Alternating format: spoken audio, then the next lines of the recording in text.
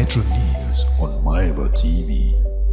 Hello, good morning, everyone. You are on to Mybatv Metro News. I am Oyindamola Carver, and interpreting the news in Yoruba language with me here is Oluwaseyi Showunmi lórúkọ tèmi. Ẹ kú dédé àsìkò yìí. Ẹ jẹ́ ká jẹ gbádùn ìròyìn àwùjọ wa fún tọjọ́ tòní.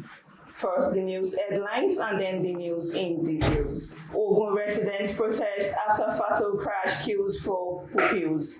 Loma surveillance enforcement team arrested an individual for illegally dumping refuse. Fire got Taswet students' apartment and properties destroyed. Over to you, Oluwaseyi. O ṣeun, Oyindamola. You're welcome. Àwọn olùgbé agbègbè kan ní ìpínlẹ̀ Ògùn ṣe ìwọ́de ìfẹ̀hónúhàn lórí ìjàmbá ọkọ̀ tó pa àwọn ọmọ ilé ẹ̀kọ́ 4. Àjọ ìmọ́tótó àwùjọ nípínlẹ̀ Èkó ti ráwọ́ tó obìnrin kan tí ó dalẹ̀ síbi tí ò bófin mu. Iná ọmọ rárá ṣẹ́yọ ní ibùgbé àwọn akẹ́kọ̀ọ́ nílé ẹ̀kọ́ gíga fásitì Taisularin ní Ìjẹ̀bú Òde, ó sì bà àwọn ohun ìní púpọ̀ jẹ́. Now the news in details. Some angry residents of Showunmi village blocked the Abeokuta-Shagamu expressway to protest the killing of 4 pupils of Ido Primary School, Kobakpe, Ogun State, in a road crash that occurred on Wednesday. This comes barely 48 hours after a motorcyclist and his passenger were crushed to death at the Shiun junction of the same express. Mybatv Metro learned that the accident occurred at about 3 p.m. when a vehicle rammed into the school children while they were returning home. Eyewitnesses noted that some angry youths attempted to lynch the driver of the vehicle, but he was rescued by security operatives. Impact of the collision reportedly led to the death of the 4 pupils at the spot of the accident. The pupils were taken to the General Hospital Ijayi for certification by the emergency responders and later handed over to their families for burial. The spokesperson for the Ogun State Traffic Compliance and Enforcement Agency, Babatunde Akinbiyi, noted further that some community members took to the expressway to protest the death of the pupils, but the situation was brought under control with the intervention of sister security agencies. Community members protested the death of the pupils, which affected traffic flow, but with the combined efforts of Trace, the police, and the Nigerian Army, normalcy was restored, he said. Akinbiyi had said that the accident occurred after a truck lost control and rammed into other vehicles. He had identified the vehicles involved as a car with number plate KTU 152JB, a Mazda bus with number plate LSR 345YK, a motorcycle with number plate KNN 515VD, and a truck with number plate T5582L. Over to you, Oluwaseyi. O ṣeun, Oyindamola. You're welcome. Àwọn olùgbé Tinúbí kan ní abúlé Ìṣòwò ti gbégi di ojú ọ̀nà márosẹ̀ Abẹ́òkúta sí Ṣàgámù nípínlẹ̀ Ògùn láti ṣe ìfẹ̀hónúhàn lórí àwọn ọmọ ilé ẹ̀kọ́ alákọ̀ọ́bẹ̀rẹ̀ 4 tí Ìdó tó wà ní Kọ́bápẹ́ ìpínlẹ̀ Ògùn. Ìwọ́de ọ̀hún wáyé ní wákàtí 48 lẹ́yìn ìṣẹ̀lẹ̀ ìjàmbá tó ṣẹ̀ ní ìkóríta Ṣìún, níbi tí ọlọ́kadà kan pẹ̀lú àwọn èrò rẹ̀ ti forí ṣánpọ́n nínú ìjàmbá ńlá kan. Àwọn akọ̀ròyìn wa ní agogo 3 ọ̀sán ló wáyé nígbàtí ọkọ̀ kan ṣàdédé rọ́lù àwọn ọmọ tí wọ́n ń darí bọ̀ láti ilé ẹ̀kọ́ wọn tí wọ́n sì bá bẹ̀ kú lójú ẹsẹ̀. Ènìyàn kan tọ́rọ̀ ń ṣojú rẹ̀ ní àwọn ará abà náà fẹ́ dá sẹ̀ríà fún awakọ̀ náà, ṣùgbọ́n àwọn àjọ aláàbò ní kò fi ààyè náà sílẹ̀. Ìròyìn wá sọ di mọ̀ wípé àwọn ti kó àwọn ọmọ náà lọ sí ilé ìwòsàn gbogbogbò ní Ìjàyè Lábẹ́òkúta tó jẹ́ olú ìlú ìpínlẹ̀ Ògùn. Níbẹ̀ ni wọn yóò ti fa òkú wọn lé àwọn òbí wọn lọ́wọ́. Ẹni tó jẹ́ agbẹnusọ fún àjọ iṣẹ́ tó mójútó lílọ gírí ọkọ̀ lójú pópó ní ìpínlẹ̀ Ògùn, Babatunde Akinbiyi, jáde sí ìṣẹ̀lẹ̀ yìí bẹ́ẹ̀ ni ó ṣe lálàyé wípé ọkọ̀ akẹ́rù kó yọyọ ni ó sọ ìjánu rẹ̀ nù tí ó fi dá ọ̀wù náà sílẹ̀ nígbà tí ó kọlu ọkọ̀ ayọ́kẹ́lẹ́ mìíràn tí ìlúyún náà fi forí sọ ọlọ́kadà tí ó lọ jẹ́jẹ́ rẹ̀. Ní ìtẹ̀síwájú rẹ̀ ó ní àwọn ọmọ ogun orí ilẹ̀ lórílẹ̀‐èdè yìí, àwọn ọmọ àjọ ọlọ́pàá, àwọn òṣìṣẹ́ àjọ ọlọ́pàá take two, àwọn òṣìṣẹ́ àjọ ọlọ́pàá take two please. Nínú ìtẹ̀síwájú ọ̀rọ̀ rẹ̀ ó ní àwọn ọmọ ogun orí ilẹ̀ lórílẹ̀‐èdè yìí tó fi mọ́ àwọn òṣìṣẹ́ àjọ ọlọ́pàá pẹ̀lú àwọn àjọ iṣẹ́ tí òun gbẹnu sọ̀rọ̀ fún ni wọ́n dóòlà láti sáré sí ìṣẹ̀lẹ̀ náà nígbà tí ọ̀rọ̀ náà fẹ́ bí ọ̀wù lójú pópó. Bákan náà ni ó fi àǹfààní náà kìlọ̀ fún àwọn awakọ̀ láti máa kíyèsí ọkọ̀ wọn dáadáa kó tó di wípé wọ́n gbé sójú pópó. In another news, an apartment housing students of Showunmi University of Education, located behind 8 Bar in the university community in Ijagun, Ijebu-Ode, Ogun State, was gutted by fire on Wednesday following a suspected electrical fault.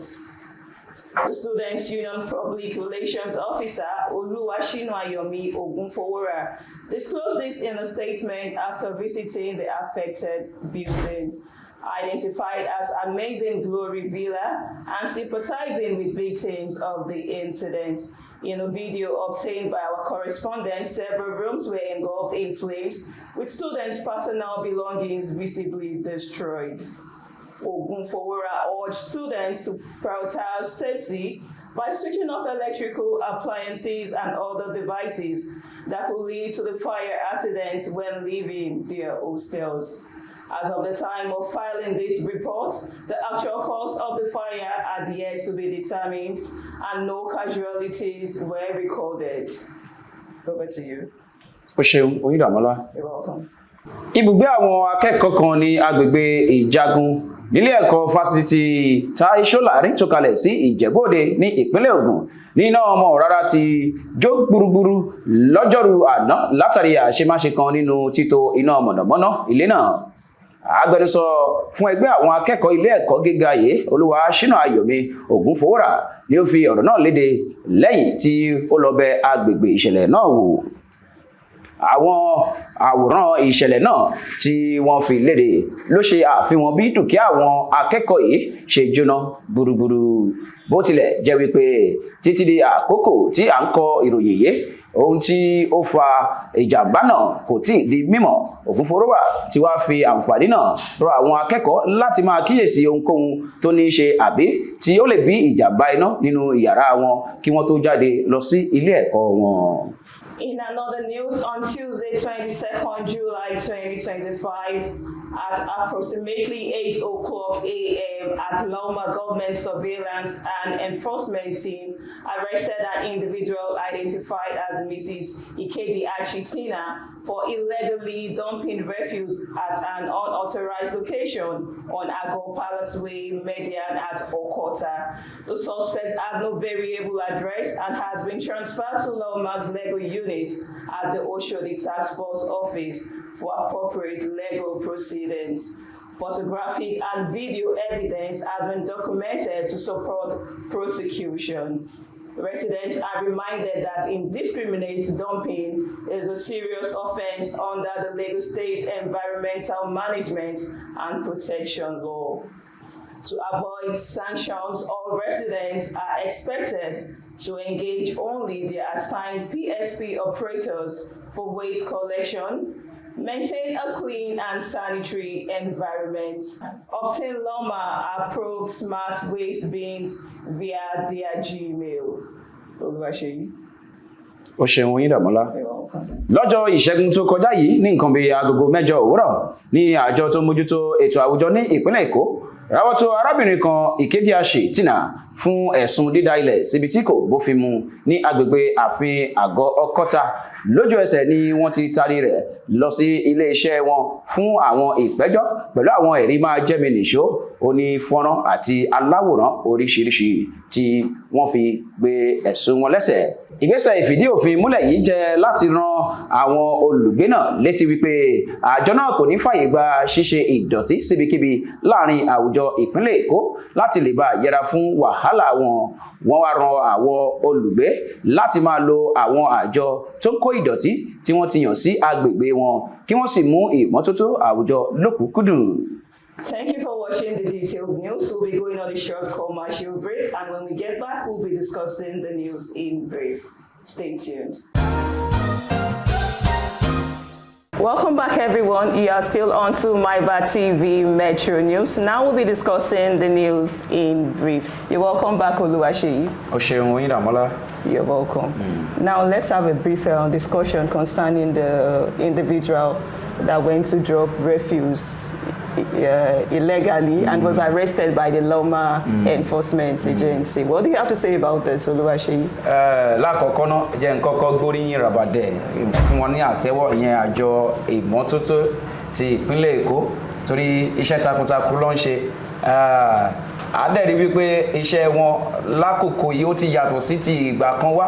Ìyẹn ni pé tẹ́lẹ̀tẹ́lẹ̀ tí wọ́n bá máa múyàn wọn kì í ní àwọn ẹ̀rí láti fi ẹ̀sùn kan àwọn ènìyàn lójú pópó, ṣùgbọ́n lẹ́nu bí ọjọ́ mẹ́ta yìí látara àwọn iṣẹ́ takuntakun tí ọ̀gá àjọ iṣẹ́ yìí Tòkunbọ̀ Wahab tí wọ́n ń ṣe, a rí wípé wọ́n ti ń lo àwọn ẹ̀rí máa jẹ́mi tó ṣe wípé bí fún àpẹẹrẹ nígbà tí wọ́n bá lọ lúgọ síbì kan ẹni tó fẹ́ ṣèbàjẹ́ yẹn wọ́n ti fi amóhùnmáwòrán eléyìí tá à ń pè ní kámẹ́rà wọ́n ti tẹ̀ wọ́n ti rí nígbà tí wọ́n bá wá báyìí wípé arábìnrin nǹkan báyìí lè ṣe lójú pópó o ní lè sọ pé rárá torí nígbà tó bá máa fẹ́ máa jiyàn wọ́n máa gbé wọn lórí pé àbẹ́yìnkọ́ yìí àwọn àwòrán àti àwọn fọ́nrán tó fi mú wà yẹn wọ́n máa fi mọ̀ ẹ́ a rí pé ohun tí wọ́n ṣe fún arábìnrin ìlélẹ́ yìí. These captures are very well. bẹ́ẹ̀ ni gbogbo àwọn ohun tí ó ṣe ń bẹ gbogbo bó ṣe jùlẹ̀ ìgbà tó jùlẹ̀ tó rò pé èèyàn kan ò rí òun àkọ́mọ̀ pé amóhùnmáwòrán kan wà níbì kan tí ó mú wá rí pé òṣìṣẹ́ àjọ wọn tẹ̀lé lẹ́yìn pé ilẹ̀ tẹ́ jùlẹ̀ yẹn ó yẹ wá mú ibi tẹ́ jù sí. A rí wípé tí wọ́n bá ń bá iṣẹ́ yìí lọ báyìí ìpínlẹ̀ Èkó eléyìí tí gbogbo wa ń fi ojú sọ́nà fún láti rí yẹn kò ní pẹ́ tá máa fi rí ìpínlẹ̀ Èkó tí ó máa jẹ́ àwùjọ tó fàyè gba ìmọ́tótó àti àwọn ohun rere tí ó máa mú ìdàgbàsókè àti ìlọsíwájú bá ìpínlẹ̀ Èkó àti orílẹ̀-èdè Nàìjíríà lápapọ̀. tó mo gbóríyìn ràbàdẹ̀ fún àjọ iṣẹ́ yìí fún tí wọ́n ṣe. I'm so glad with this movement from the Loma Enforcement Agency. And of course, this will serve as a lesson to all the citizens for dumping refuse illegally where they are not supposed to drop it. Thanks to the Loma, we are saying thank you to you, Loma. And of course, now we have come to the end of the news. Thank you for watching. Please join us, same station, same time, and kindly subscribe and follow our social media platform on YouTube, Mybatv, on Instagram, Mybatv, and on Facebook, Mybatv, and on TikTok, Mybatv. And I still remain Oyindamola Carver. Thank you. Àríṣe báyìí àríkà bàbá ìrègùn ni èyí tẹ́ ẹ ṣe fún wa tí ẹ fi ń tẹ̀lé wa lórí àwọn ìkànnì ìbánidọ́rẹ̀ẹ́ wa làwárí tàǹkà tàdẹ̀ ń dúpẹ́ lé lórí ẹ gbìyànjú láti máa bá wa ti àwọn fọ́nrán wa ní kàmú gbádùn ẹ bá wa pín kó kárí ilé kó kárí oko. Èmi Oluwaseyi Showunmi ló ń dágbére fún yín lórí ìròyìn àwùjọ wa wípé títí dìgbà míì tátù láǹfààní láti máa pàdé ẹ má gbàgbé wípé ìmọ́tótó àwùjọ iṣẹ́ gbogbo wa ni ó dìgbà kan náà.